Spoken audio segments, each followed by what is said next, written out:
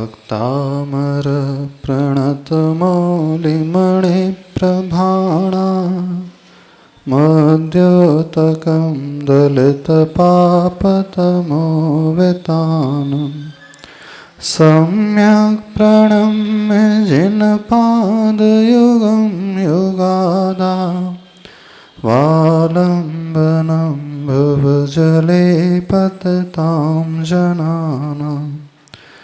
देवादिदेव श्री आदिम ब्रह्मादिनाथ भगवान की, देवादिदेव श्री पार्श्वनाथ भगवान की, पूज्याचार्य प्रवर श्री मानतुंग स्वामी महाराज की, गुरुनाम गुरु आचार्य भगवान श्री ज्ञान सागर जी महाराज की, संत श्रोमणी आचार्य भगवान गुरुदेव श्री विद्यासागर जी महाराज की।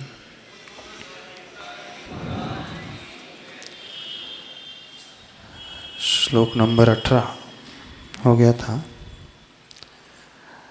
श्लोक नंबर 19 देख लेते हैं।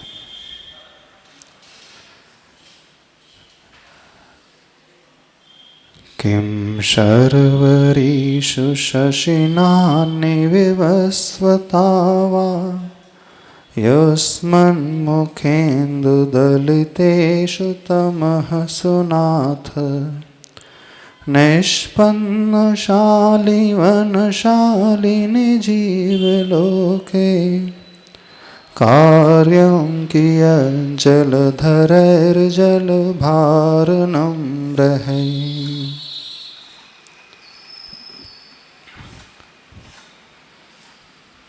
यहाँ पर आचार्य प्रवर इस श्लोक में जो कह रहे हैं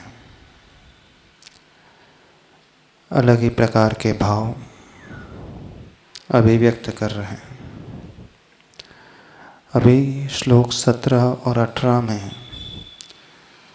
आचार्य भगवान ने आदिनाथ प्रभु के लिए कहा, हे प्रभु, आप सूर्य से भी बढ़कर के तेजस्वी हैं, उस चंद्रमा से भी बढ़कर के अपूर्व शांति को देने वाले हैं। आपका मुख चंद्र दुनिया में अद्भुत है। अब यहाँ पर भी कह रहे हैं, किम शर्वरीषु शशिना अहन्नि विवस्वता वा युष्मत् मुख इंदु दलितेषु तमः सुनाथ। अर्थात जिन्होंने समस्त तम को पूर्णतया नष्ट कर दिया है,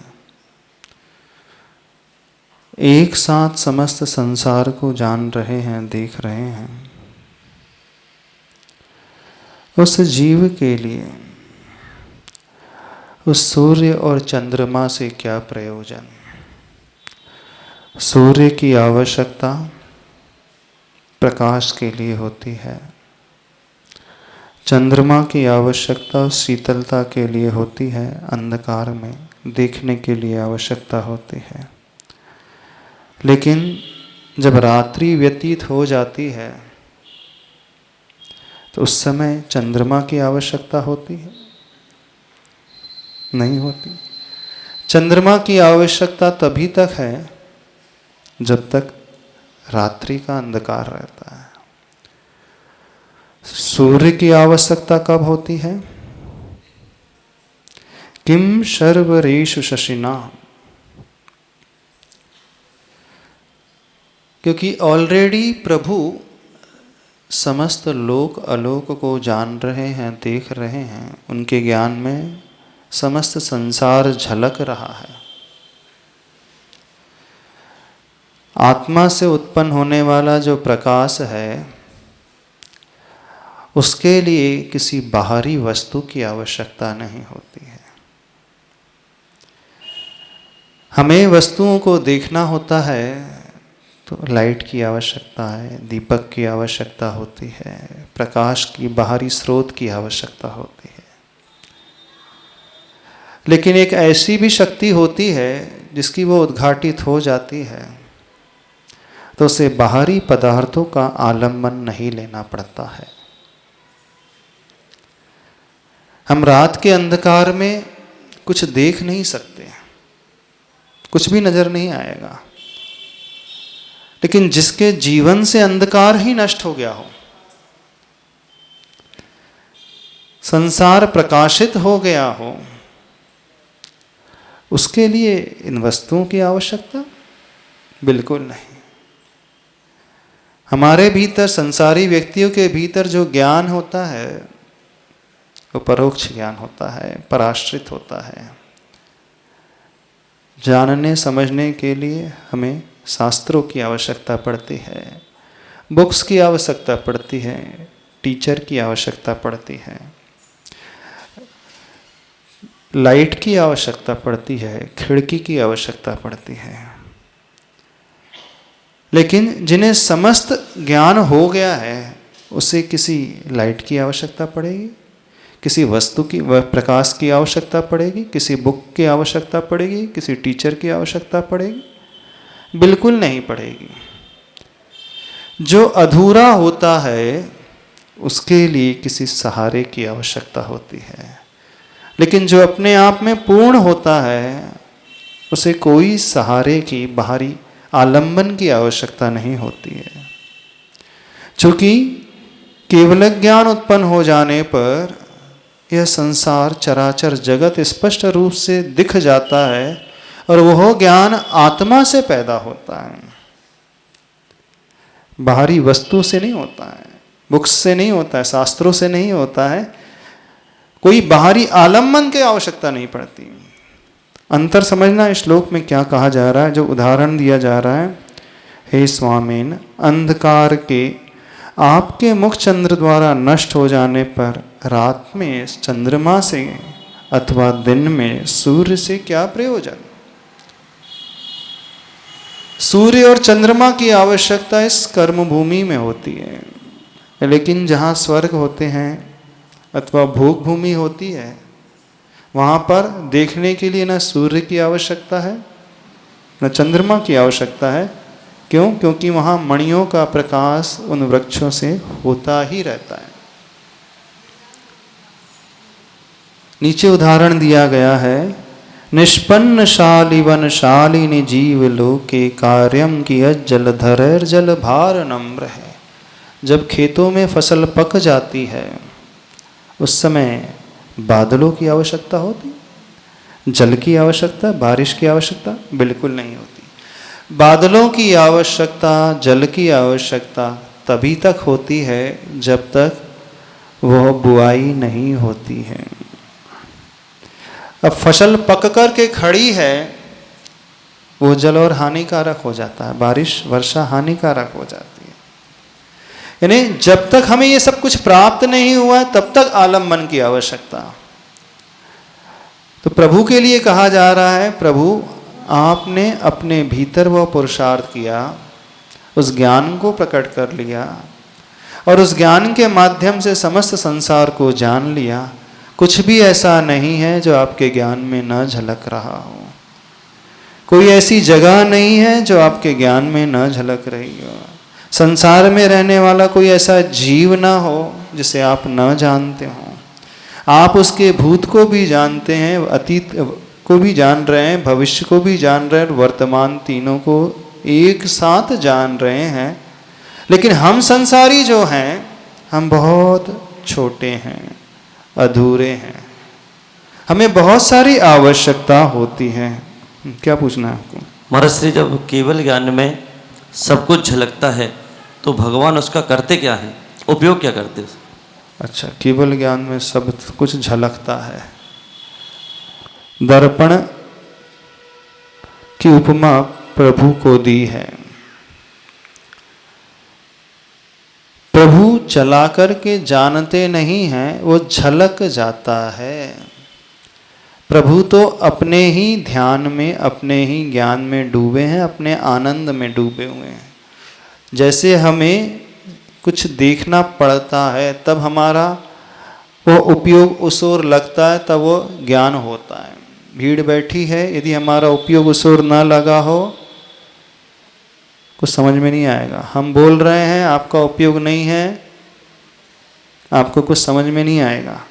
आपका ध्यान कहीं और लगा हुआ है, घर में लगा हो, दुकान में लगा हो, भले ही आपके कानों में शब्द पड़ रहे हों, फिर भी वस्तु क्लियर नहीं होगी, है ना। संसारी लोगों के साथ, जीवों के साथ यह होता है। लेकिन केवली भगवान की यह विशेषता है कि उन्हें अपना उपयोग चला करके वहाँ ले जाना नहीं पड़ता है। वे जहाँ हैं उनके ज्ञान में सब कुछ अपने आप ही झलकता है। अब वो जान करके क्या करते हैं?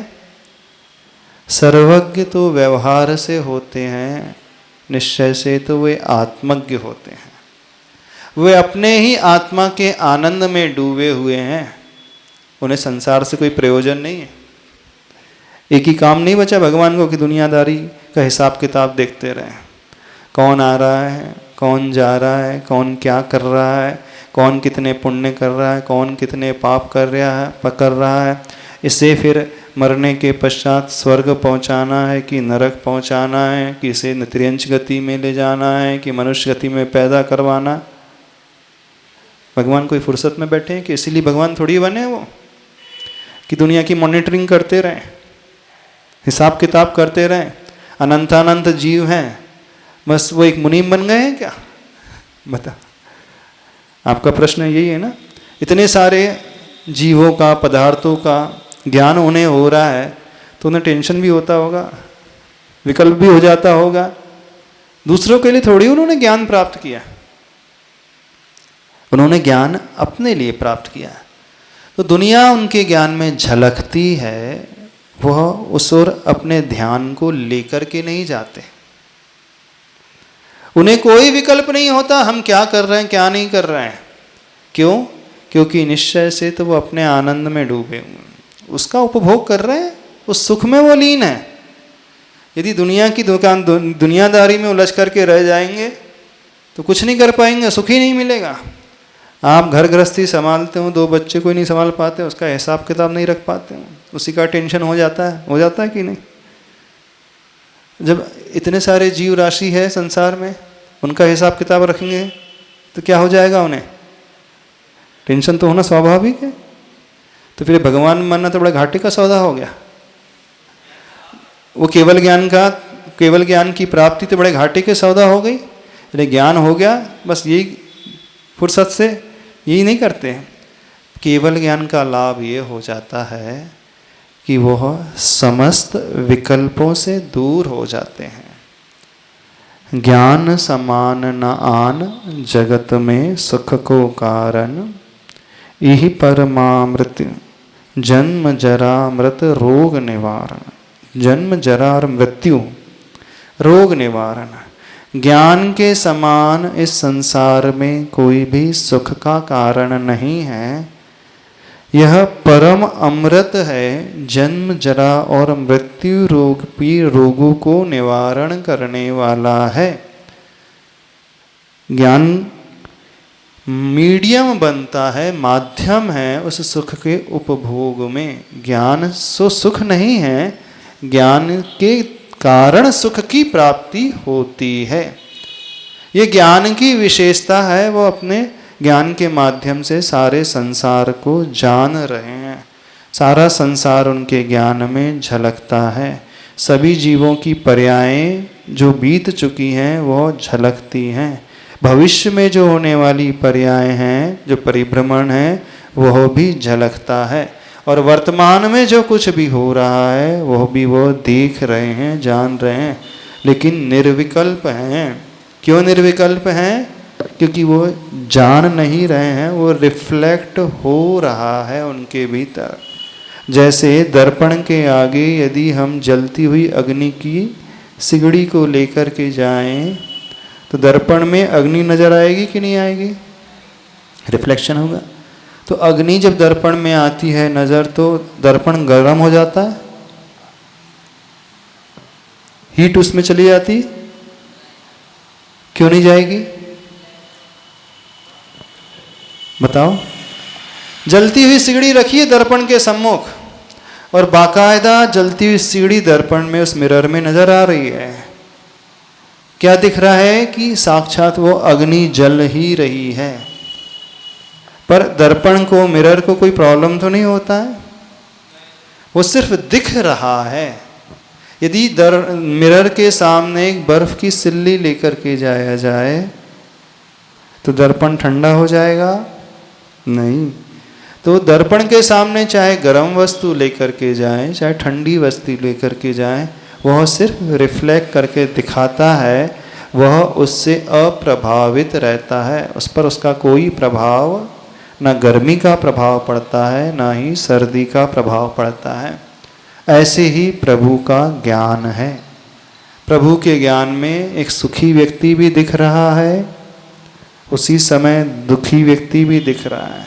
स्वर्ग में रहने वाले देवी देवता भी उनके ज्ञान में झलक रहे हैं, और नरकों में रहने वाले नारकी जीव जो दुख पा रहे हैं वह भी झलक रहे हैं। तो ना तो वो नारकियों के दुख से दुखी होते हैं, ना स्वर्गीय देवों के सुख से खुद फूलने लगते हैं। वह तो न्यूट्रल रहते हैं। क्यों न्यूट्रल रहते हैं? क्योंकि वो झलक रहा है, वो उपयोग अपने कंसंट्रेशन को उस ओर लेकर के नहीं जाते। ये ज्ञान की विशेषता है। तो वो करते क्या है फिर? जब संसार सारा जान रहे हैं, क्या करेंगे जान करके? महाराज जी, हाँ, जब भगवान अपने ज्ञान में लीन रहते हैं, उसके आनंद उसका लेते हैं, हाँ, तब यदि कोई चक्रवर्ती या कोई भी जाता है, वो प्रश्न करता है भगवान से, हाँ, तब उत्तर फिर कैसे देते हैं? जैसे कि भरत चक्रवर्ती ने आदिनाथ से पूछा कि हमारे 923 पुत्र गूंगे हैं। हाँ, हाँ।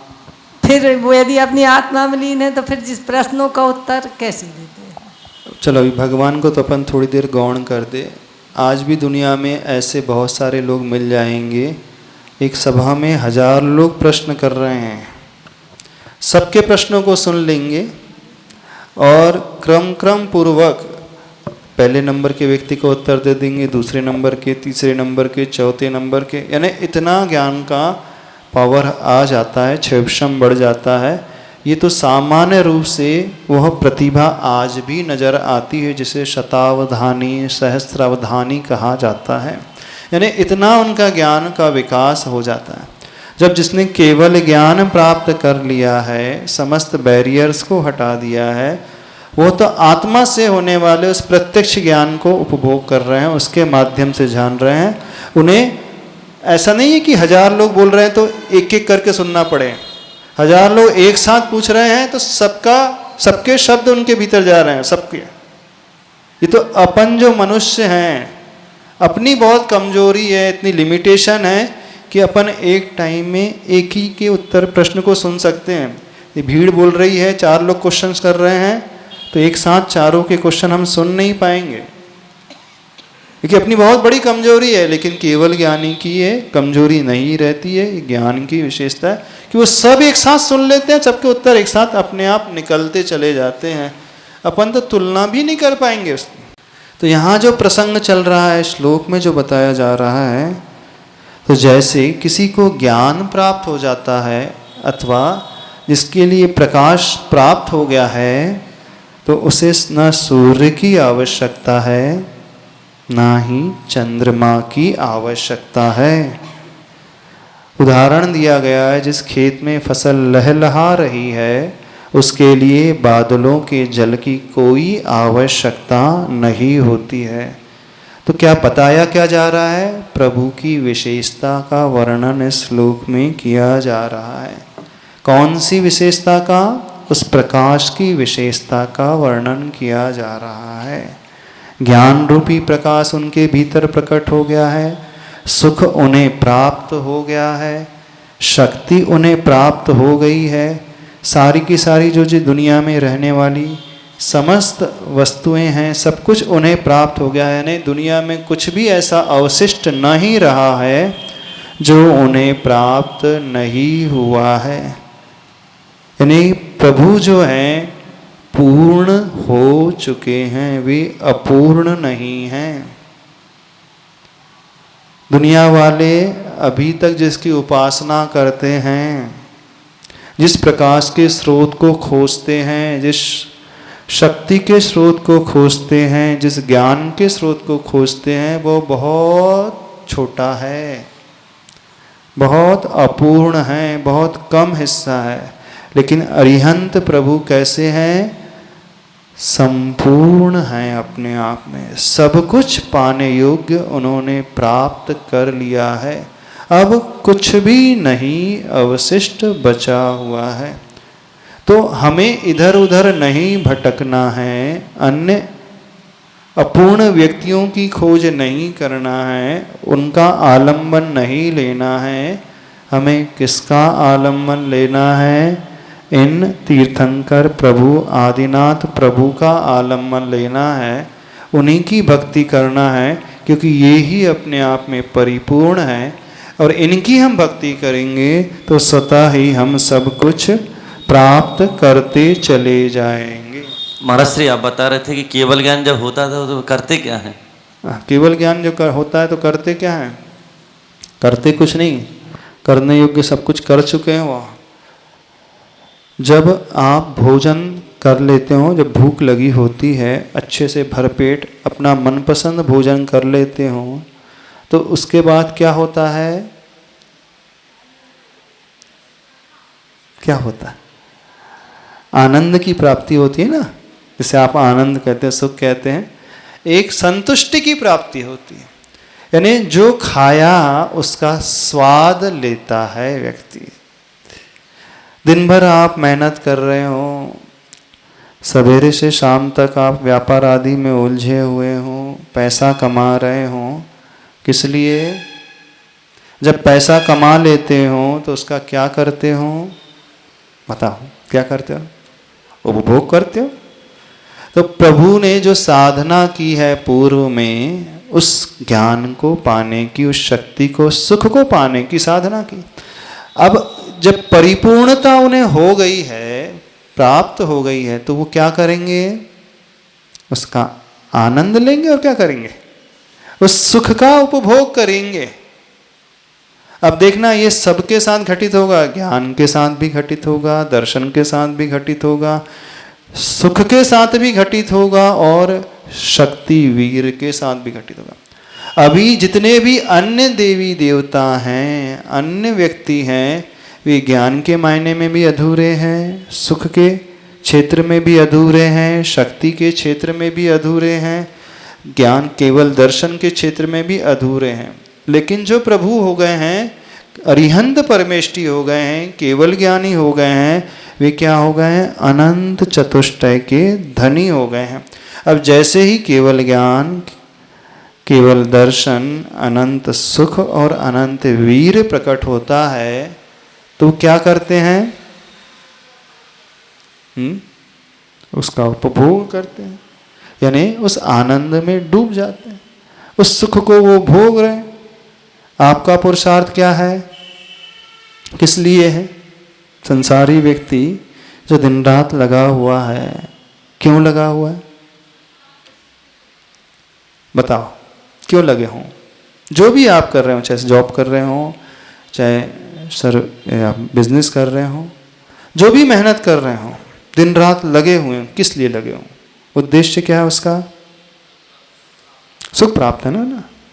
तो जब इतनी मेहनत करके थोड़ा बहुत जो भी आपको मिलता है, उसे प्राप्त करने के पश्चात आप उसका स्वाद लेते हैं, है ना। तो ऐसे ही प्रभु ने एक साधना की है। कौन सी साधना की है? उस सुख को पाने की साधना की है। जब वो डेस्टिनेशन में पहुंच गए, अपने गोल को उन्होंने अचीव कर लिया, गोल को प्राप्त कर लिया, तो उसके बाद क्या? उसका उपभोग करते हैं। अब अंतर समझना, जो संसारी जीव हैं, हर एक व्यक्ति अपना एक लक्ष्य बनाता है। प्रारंभिक अवस्था में आपका लक्ष्य होता है एक अच्छी सी डिग्री पाना, है ना। अब डिग्री मिल गई, अब वो पूरा हो गया, उसके बाद अब आपको दूसरा लक्ष्य दिखता है, अब एक जॉब चाहिए, है। जॉब मिल गया, थोड़ा पैसा आने लगा, जो आपने सोचा था, सपोज 15 लाख का, 20 लाख का पैकेज। अब वो जैसे ही वो पैकेज आने लगा, अब क्या हुआ? अब बोरियत होने लगी, अब नया लक्ष्य दिखने लगा, है ना। अब कुछ और चाहिए, कुछ इससे बेटर चाहिए, कुछ इससे अच्छा चाहिए। अब वो 20 से बढ़कर के 30 लाख, 40 लाख, 50 लाख का लक्ष्य हो गया। सपोज आपने वो अभी अचीव कर लिया, प्राप्त कर लिया, फिर उसके बाद क्या होगा? क्या होता है उसके बाद? पहले एक घर चाहिए, एक घर आपने खरीद लिया, अब क्या होगा? अब बड़ा चाहिए घर। एक गाड़ी चाहिए, वो आ गई गाड़ी, नहीं अब थोड़ी लग्जरी वाली कार चाहिए। फिर उससे अच्छी कंपनी, उससे अच्छा ब्रांड, उससे अच्छी फैसिलिटी वाली चाहिए। वो भी प्राप्त कर लिया तो फिर क्या होता है? अब आपका लक्ष्य फिर से नया शुरू हो जाता है। यानी संसारी व्यक्ति जो भी पुरुषार्थ कर रहा है, जो भी मेहनत करने में लगा हुआ है, किस लिए लगा है? सुख को पाने के लिए। लेकिन वो एक टारगेट अचीव करता है तो वहां उससे तुरंत नया टारगेट दिखने लगता है। इस कारण वो सुखी नहीं रह पाता, कभी हमेशा दुखी रहता है। जब आप छोटे थे तब आपने क्या सपना देखा था? जब आप 7th 8th क्लास में पढ़ते थे उस समय क्या सपना रहता था आपका? अच्छे परसेंट ला, वो आ गया। उसके बाद फिर सपना अब बदल गया, जॉब, वो जॉब भी मिल गया, फिर उसके बाद अब सेटिस्फेक्शन हो गया? नहीं, अब नया। तो जो संसारी व्यक्ति होता है, जो अधूरा होता है, वह कभी भी तृप्त नहीं होता है। वह उस तृष्णा के पीछे हमेशा लगा रहता है। एक बहुत अच्छा एग्जाम्पल आता है,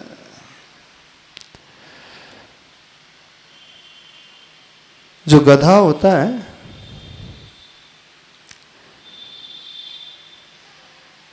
उसका मालिक उसे चलाने के लिए जानते हो क्या करता है? गधे के ऊपर बैठ कर के एक बड़ी सी लकड़ी लेता है और लकड़ी के उस छोर पर गाजर घास का एक गुच्छा बांध देता है। हाँ। और उसके कंधे पे रख दिया उसने लकड़ी को। अब गधे को क्या दिख रहा है कि मैं 4 कदम चलूंगा तो ये गाजर, ये घास, ये खाने के लिए तुरंत मुझे मिल जाएगा। अब जैसे ही वो 4 कदम चलता है तो क्या होता है? वो मिल जाता है उसे, वो घास गाजर नहीं मिलता ना। जैसे 4 कदम चलने के पश्चात उसे लगता है 4 कदम और दूर रह गया है, अब 4 कदम चलूंगा तो उसे प्राप्त कर लूंगा। वो उसी आशा में चलता चला जाता है, चलता चला जाता है।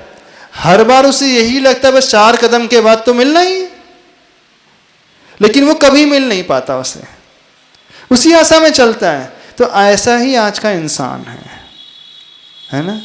बस ये वाला मैंने टारगेट अचीव कर लिया, 15 लाख वाला पैकेज मिल गया, फिर बड़ी बढ़िया सुख से रहूंगा, है ना। नहीं होता। बड़े अच्छे से आराम से ज़िंदगी बसर करूँगा, एक छोटा सा घर हो जाएगा, बड़े आनंद से रहूँगा, एक छोटी सी दुकान हो जाएगी, बड़े सुखपूर्वक, फर्स्ट क्लास। लेकिन उसे अचीव करते ही अब उसको वो घास का, वो गाजर का गुच्छा दूसरी ओर और दिखने लगा दूर। अब तो ऐसे भागते भागते चलते चलते उसकी जिंदगी निकल जाती है, जीवन व्यतीत हो जाता है, लेकिन कभी वह उस अंतिम मंजिल तक पहुंच ही नहीं पाता। पहुंच पाता? कभी नहीं पहुंच पाता।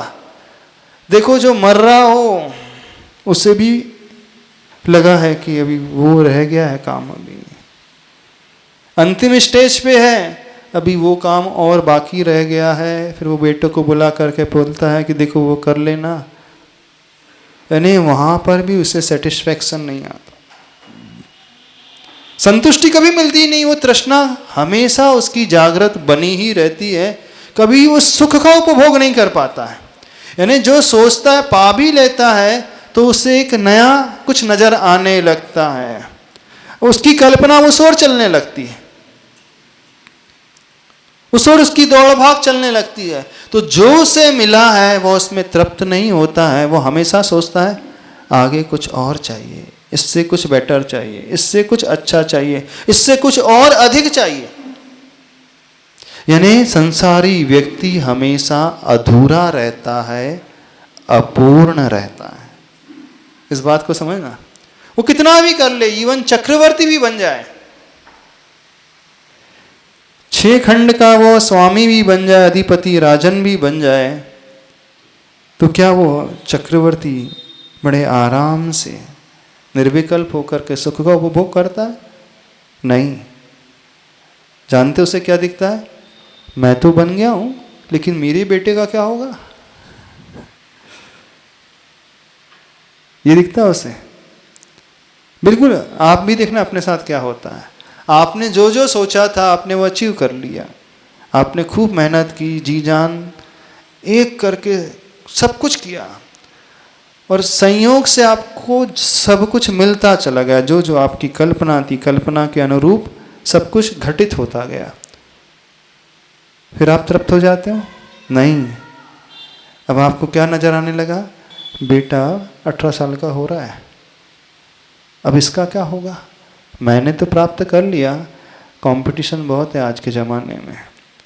उस ज़माने में मैंने तो सारा बिजनेस खड़ा कर लिया, अच्छे से सेटल कर लिया, अच्छा कमा लिया, लेकिन इतनी कंपटीशन में अब ये कैसे सर्वाइव कर पाएगा?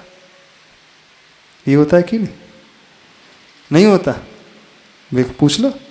चक्रवर्ती को काय का विकल्प है?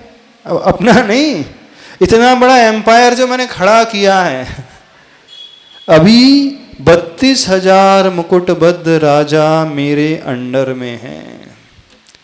जैसा जैसा मैं संकेत करता हूँ उसके अनुसार वो आज्ञा का पालन करते हैं, प्रतिदिन आकर के मुझे नमस्कार करते हैं, जो टैक्स देना है वो कर दे देते हैं, सब कुछ मेरी आज्ञा तो सब मानते हैं, मुझे मेरे पावर को सब स्वीकार करते हैं, मुझसे डरते हैं।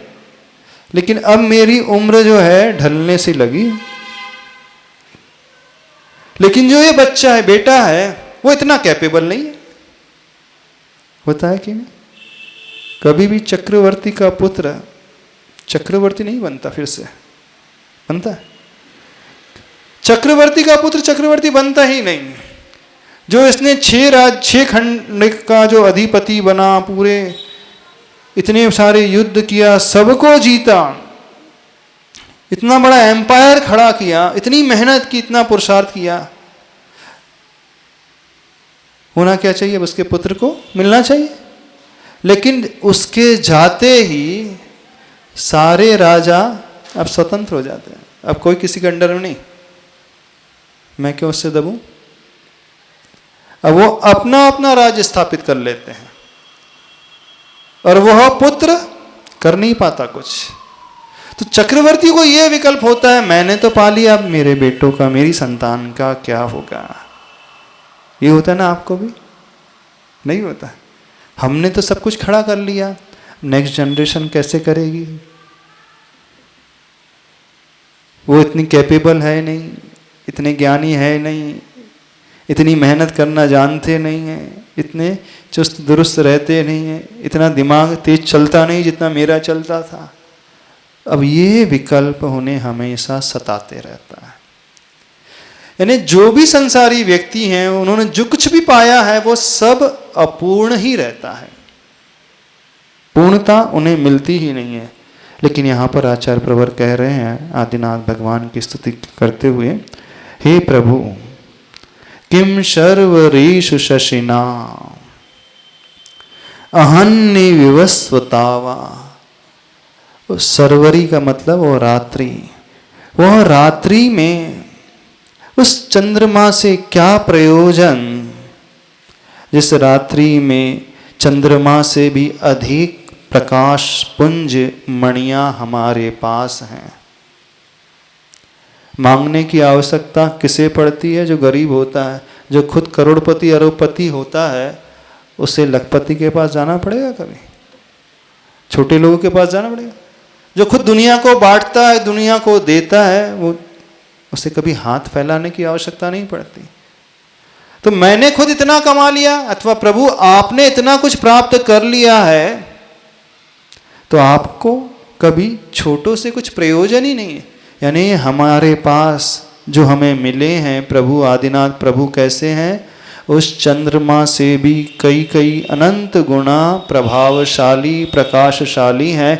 जब ऐसा प्रकाश का स्रोत हमें मिल गया है तो उस छोटे से चंद्रमा से क्या प्रयोजन, अथवा उस दिन में सूर्य से क्या प्रयोजन, क्योंकि सूर्य जो काम कर रहा है बहुत थोड़ा काम करता है, थोड़े क्षेत्र में काम करता है, थोड़े लोगों के लिए प्रकाश देता है, थोड़े ही लोगों के लिए वो ऊर्जा देता है। लेकिन हमें जो सूर्य मिले हैं वो अद्भुत सूर्य हैं, वो हमेशा के लिए देने वाले हैं, सारी ऊर्जा देने वाले हैं, वे कभी अस्त नहीं होने वाले हैं। तो हमें ऐसे आदिनाथ भगवान मिल गए हैं। जैसे स्वर्गों में ना उस सूर्य की आवश्यकता होती है ना चंद्रमा की आवश्यकता होती है, क्योंकि चंद्रमा और सूर्य से भी अधिक तेज को रखने वाली मणियां उनके कल्प वृक्षों में होती हैं। इस कारण जब भोग भूमि होती है, भोग भूमि में कभी भी ना दिन में सूर्य नजर आता है ना ही रात्रि में चंद्रमा नजर आता है। हाँ, ना ही वहां दिन होता है ना ही वहां रात होती है। समझना, वहां पे हमेशा वहां प्रकाशित वातावरण ही रहता है। परिभ्रमण तो चलता है सूर्य चंद्रमा का, काल की गणना जो है, काउंटिंग जो हो इसी सूर्य चंद्रमा से हो रही है। लेकिन ऐसे प्रकाश के स्रोत हैं, सोर्स अवेलेबल रहते हैं, इतने ज़्यादा पावरफुल, इतने ज़्यादा तेज वाले कि सूर्य का प्रकाश उन मणियों के प्रकाश के आगे फीका पड़ जाता है। दिन में जब सूर्य उदय हो जाता है चंद्रमा का अस्तित्व भी रहता है, लेकिन चंद्रमा नजर नहीं आता। आता है ना?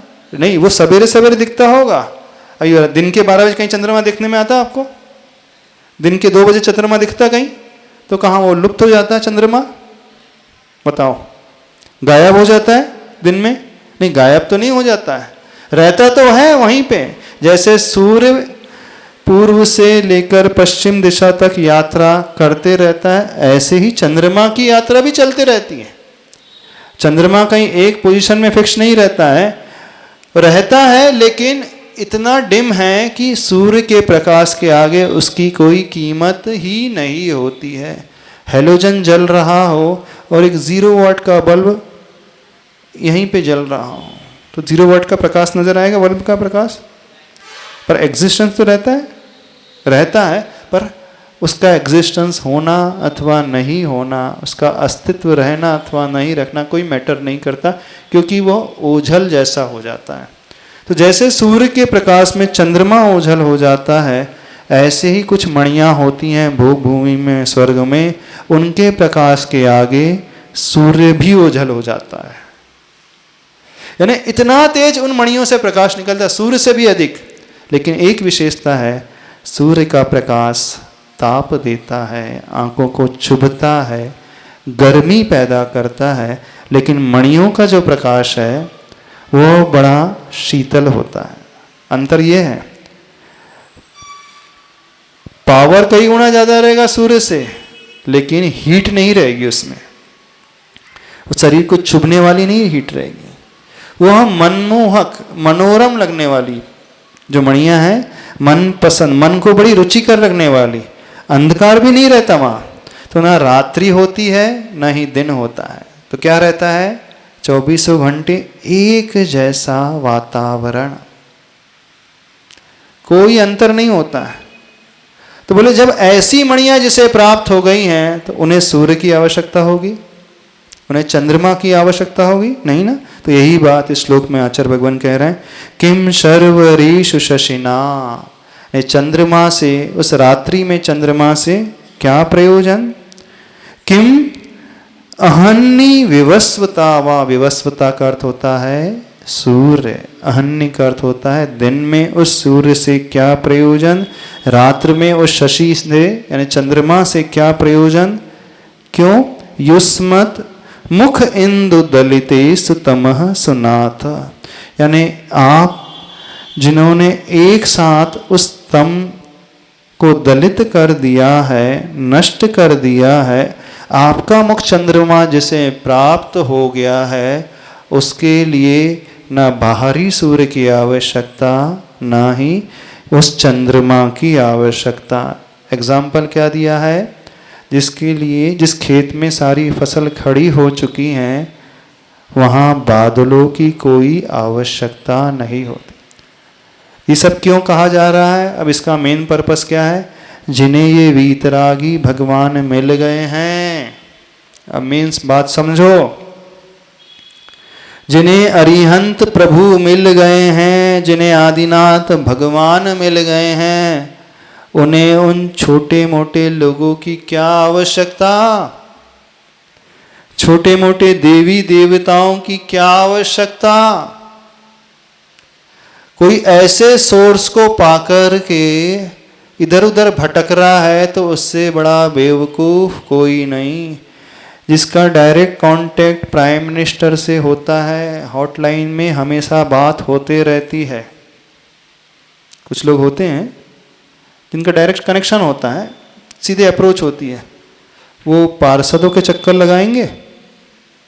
हमें बताना क्यों? गांव के जो पार्षद, मोहल्ले के जो पार्षद होते हैं, गलियों के पार्षद होते हैं, एक एक वार्ड के, तो उसके घर के सामने जाकर के हाथ जोड़कर खड़े रहेंगे, भाई मेरा काम करा दो। जो पार्षदों को ही टिकट बांट रहा है, भले ही वो कोई पोस्ट में ना हो, मिनिस्टर ना हो, जो एमएलए को टिकट बांट रहा है, अथवा जो एमपी की टिकट बांट रहा है, जिसके हाथ में इतना पावर है, कितना पावर, टिकट किसे मिलेगी डिसाइड करने वाला वो है। यानी किसी पार्टी का अध्यक्ष है, सपोज, मिनिस्टर नहीं है वो, ना प्राइम मिनिस्टर है, ना और कोई मिनिस्टर की पोस्ट उसने लेकर के रखी है, लेकिन उस पार्टी का पावरफुल व्यक्ति है, टॉप मोस्ट व्यक्ति है, सारे डिसीजन उसी से होते हैं। एमएलए की टिकट्स हो, एमपी की, मेंबर ऑफ पार्लियामेंट की टिकट हो, कुछ भी कार्य करना हो, बिना उसकी परमिशन के एक फाइल आगे नहीं पहुंचती है। तो वो किसी छोटे मोटे नेताओं के चक्कर लगाएगा? यदि ऐसा व्यक्ति उन छोटे मोटे नेताओं के चक्कर लगाने लगेगा तो क्या कहोगे उसको आप? बताओ। उससे बड़ा बेवकूफ कोई नहीं है। जाना चाहिए इसे छोटे मोटे नेताओं के पास, पार्षदों के पास जाना चाहिए? नहीं, अपना कोई काम कराना है तो अपन पार्षद के आगे हाथ जोड़कर खड़े हो जाओ, भाई मेरे वार्ड में काम करा देना। नहीं, उसके एक फोन पे पार्षद तो छोड़ो, मंत्री तक उसके घर में आ जाते हैं। तो जिन्हें ये वीतरागी प्रभु मिल गए हैं, आदिनाथ भगवान मिल गए हैं, उन्हें किसी और के चक्कर लगाने की आवश्यकता है? फिर भी लगाते हो? लगा रहे हो कि नहीं? कितने लोग लगाते हैं? कौन कौन से पार्षद के चक्कर लगाते हो? कौन कौन से देवी देवताओं के चक्कर लगाते हो अपना काम करवाने के लिए? किस किस के चक्कर लगाते हो? समझो इस बात को। आचार्य भगवान क्या कह रहे हैं श्लोक में? हमें वो सोर्स मिला है, इससे बड़ा पावरफुल सोर्स दुनिया में कोई नहीं है। जिसकी ऐसी आस्था होगी, जिसकी ऐसी दृढ़ श्रद्धा होगी, वो व्यक्ति कभी भटक नहीं सकता। और जिसकी श्रद्धा कमजोर होगी प्रभु को लेकर, प्रभु के ज्ञान को लेकर, प्रभु के सुख को लेकर, प्रभु के पावर को लेकर, वो डाउट करेगा, क्वेश्चन मार्क उठाएगा। वो सोचेगा क्या पता यहाँ पर आने से काम होगा कि नहीं। आपके मन में भी प्रश्न चिन्ह उठने लगते हैं ना? मंदिर में आकर के प्रभु की पूजन करके, भक्ति करके, क्या पता मिलेगा कि नहीं मिलेगा। कितने लोगों के मन में प्रश्न उठते हैं, प्रश्न चिन्ह खड़े हो जाते हैं। कितने लोगों की श्रद्धा जो है डामाडोल हो जाती है, हिलने डुलने लगती है, स्थिर नहीं रहती है। यदि ऐसे प्रभु को पाकर के भी आप भटक रहे हो, इधर उधर चक्कर लगा रहे हो, तो धिक्कार मानना अपने आप पर, अपनी समझ पर धिक्कार मानना, अपनी बुद्धि पर धिक्कार मानना कि हमें हीरा मिला है लेकिन हमने उसकी कीमत ही नहीं आंकी। हीरा मिला है, हीरा पाकर के भी हमने उसे छोड़ दिया। कई लोग छोड़ देते हैं। एक बड़ी अच्छी घटना है, उसे सुना देते हैं, विषय और अच्छे से स्पष्ट क्लियर हो जाएगा। एक जौहरी एक बार एक गांव में पहुंचता है और देखता क्या है कि गांव का एक किसान नहीं, कुम्हार अपने गधे को लेकर के जा रहा है और गधे के गले में कुछ बंधा हुआ है, कुछ चमकीला सा पत्थर जिसमें से चमक फूट रही है। बहुत दूर से उस जौहरी को दिखा कि गधे के गले में कोई बड़ा चमकीला पत्थर बंधा। तो उसके मन में जिज्ञासा पैदा होती है, आखिर ये गधे के गले में कौन सा पत्थर चमक रहा है। तो वो उसके निकट आता है, उस कुम्हार के निकट, और गधे को देख करके, उसके गले के पत्थर को देख करके तुरंत समझ जाता है ये साधारण पत्थर नहीं है, ये हीरा है, हीरा, लेकिन अनफिनिश्ड है, सहस्र पहलू वाला नहीं है। जैसे मिट्टी में खदान में से प्राप्त हो जाता है, आड़ा तिरछा उसका शेप है, मिट्टी आदि लगी है, लेकिन चमक कांति फूट रही है, तो तुरंत जज कर लेता है ये सामान्य पत्थर नहीं है, बड़ा कीमती है, बेशकीमती है और हीरा है, हीरा। तो वो उस कुम्हार के पास आकर के पूछता है, तुम इस पत्थर को गधे के गले में क्यों बांध करके फिर रहे हो? बोले मैं रास्ते में जा रहा था तो गधे का पैर इस पत्थर से टकरा गया, थोड़ा चमकता था, तो मैंने सोचा अच्छा है इसी के गले में बांध दो। जहरी उससे कहता ये पत्थर मुझे दोगे? बोले नहीं, ऐसे तो नहीं दूंगा। तो बोले ठीक है, तुम्हें जितनी की आवश्यकता है उतने पैसे बोल दो, ये पत्थर दे दो। तो वो कुम्हार सोचता है कितने रुपए मांगना चाहिए, कितने रुपए कहना चाहिए। तो थोड़ा देख करके समझ तो जाता है कोई व्यक्ति है, बाहर का व्यक्ति है। बोला ऐसा करता हूँ, इससे मैं 5,000 रुपये मांग लेता हूँ। वो क्या कहता है, ठीक है मैं पत्थर दे दूंगा लेकिन तुम्हें 5,000 रुपये देना पड़ेगा। तो जौहरी बोलता है तो हीरा, लेकिन है तो बड़ा अनाड़ी, ना समझ। बोले 5,000 तो बहुत होते हैं, तुम भी क्या याद रखोगे, 500 रुपये का नोट लो और पत्थर दे दो। बोला नहीं, 500 रुपये नहीं, 5,000 लूंगा पूरे इसके। तो जौहरी सोचता है गांव में है, उससे पूछता है कब से पत्थर बांध कर घूम रहे हो? बोले 1 साल हो गया, 1 साल से ऐसी बंदा है। बोले कहाँ जाएगा? तो ठीक इसको जाने देते हैं। तो वो जौहरी निकल जाता है। थोड़ी दूर तक वो कुम्हार आगे जाता है, संयोग से उसे एक दूसरा व्यक्ति मिल जाता है, उसे भी पकड़ती उस पत्थर की। वह भी उस पत्थर को देख करके समझ जाता है गले में जो बंधा हुआ पत्थर सामान्य नहीं है, बहुत कीमती है। उससे पूछता है ये पत्थर मुझे दे दोगे? बोला हाँ मैं दे दूंगा। बोले कितने रुपए लोगे? ये भी पूछने आया है, जरूर कुछ कीमत उसकी अच्छी होगी। तो वो बोलता है 5,000 नहीं बोलना चाहिए, अब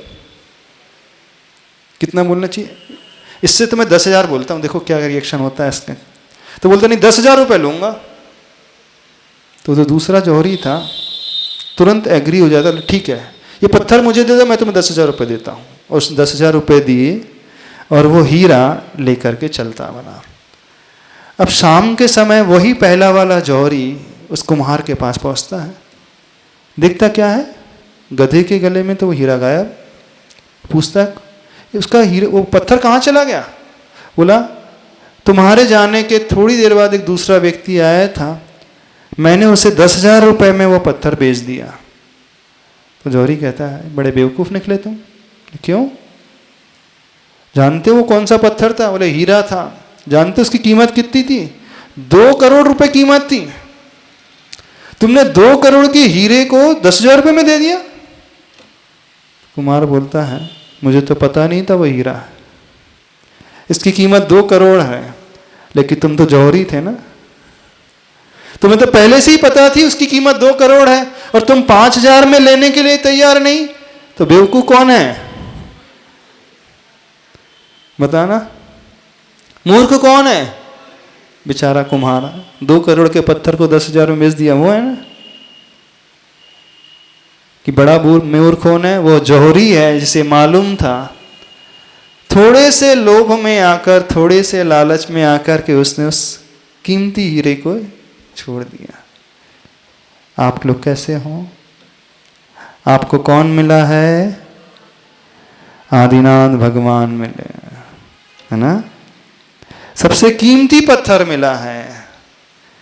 आप लोग इनको कितने में छोड़ दोगे? बताओ हमें, कितने में छोड़ दोगे?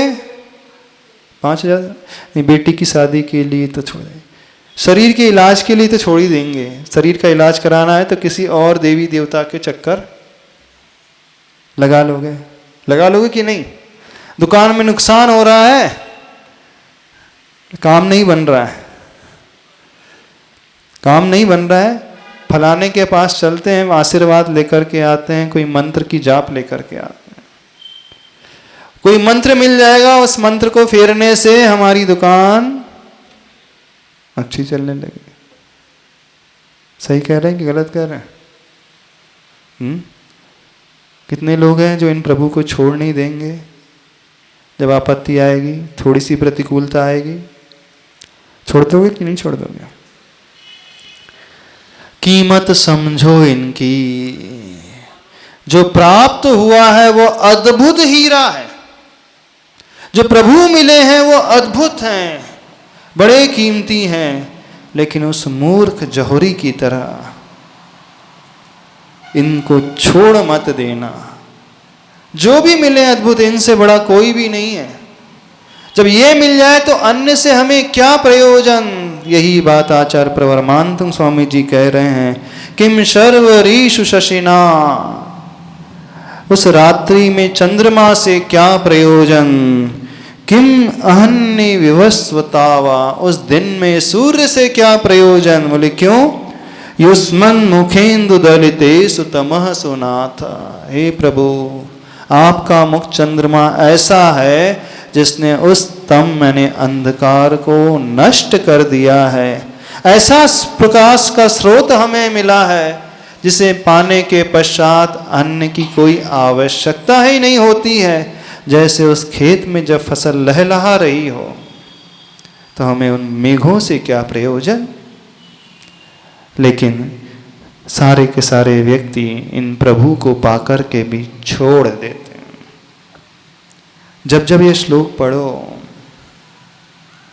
प्रभु के आगे श्रद्धा को बढ़ाना, अपनी सोचना, हमें जो मिले भगवान छोटे मोटे नहीं हैं, सबसे पावरफुल है। ऐसा स्रोत मिला है, ऐसा प्रकाश का स्रोत मिला है, इसके आगे सारे के सारे स्रोत फीके हैं। इनके ज्ञान के आगे सबका ज्ञान फीका है, इनके सुख के आगे सबका सुख फीका है, इनके बल के शक्ति के आगे सबका बल कोई कीमत नहीं रखता है। जब ये भावना भीतर से पैदा होगी तब मानना आपकी श्रद्धा मजबूत है, अन्यथा आपकी श्रद्धा बड़ी कमजोर है, बड़ी डामाडोल है। बड़ा दुख होता है जब भक्तामर स्तोत्र पढ़ते हों और पढ़ने के पश्चात भी श्रद्धा डोलने लगती है। यहाँ भक्तामर स्तोत्र पढ़ोगे और इस मंदिर से निकल करके अन्य कहीं ढोक देने के लिए चले जाओगे, अन्य कहीं जल चढ़ाने के लिए चले जाओगे, अन्य पेड़ पौधों के आगे धागा बांधने के लिए चले जाओगे, नहीं है तो कजलिया लगाने चले जाओगे कान के, है ना। जब जब जो फेस्टिवल आएगा सावन के मास में तो वो करने लगोगे सेलिब्रेट। अब भाद्रपद में जो आएगा फिर वो कर लोगे, कुंवार में फिर वो कुछ आएगा फिर वो उसको सेलिब्रेट कर लोगे। अंधेर नगरी चौपट राजा, टका शेर भाजी और टका शेर खाजा। ऐसे नहीं हो रहा। यहाँ के लोग नहीं, पूछ लेना कहाँ है, कौन कौन नहीं जाता। अनइंटेंशनली तो चले ही जाते हैं, बिना इच्छा के इन सूर्य को, इन स्रोत को पाकर के भी दूसरे छोटे मोटे सूर्य चंद्रमा को देख करके वहाँ गर्दन तो झुका ही लेते हैं। उसके आगे से निकल करके ऐसा ऐसा कर ले, ऐसा ऐसा कर ले, ऐसा ऐसा कर ले, ऐसा। हाँ, सर्वदेवाय नमः। क्या है, कितनी कमजोर श्रद्धा है। ऐसे ही अतिशय नहीं हुआ था इस भक्तामर स्तोत्र को पढ़ने से।